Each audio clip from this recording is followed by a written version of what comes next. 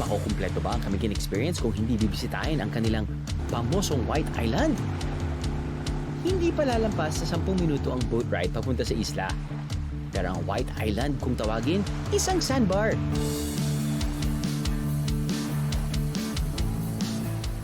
Man, this is like a tourist dream. Ganda ng location, ganda ng panahon. Perfect.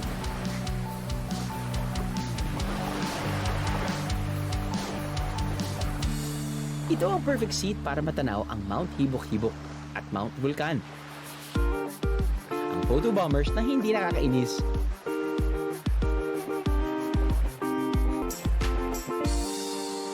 Let's take advantage of the location already. Of course, kapag pupunta tayo sa isang lugar, bilang Pilipino, talagang very thoughtful tayo at mag-uwi tayo ng pasalubong. Pastries tayo, ang Lanzones Tart. I love it. Ooh. Okay. So meron din silang parang parang siopaw. Kapag may marka, baka yun yung malalaman mo kung anong klaseng flavor. So I'm guessing kapag may red mark, it's Lanzones flavor.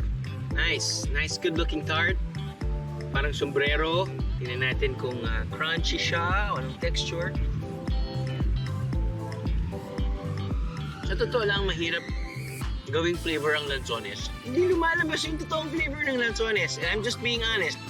I'm not saying it's bad. It's actually pretty good. But, kasi naman yung Lanzones flavor, hindi sobrang overpowering, hindi masyadong distinct katulad ng orange. Sipin nyo lang, tart siya. At sa loob, may jam. I'm just being real. Hindi umuusbong yung Lanzones, but it's still pretty good. Although, kapag gusto nyo talaga mag-uwi ng Lanzones, mag-uwi na lang kayo ng prutas ng Lanzones. Kung gusto nyo talaga ng Lanzones.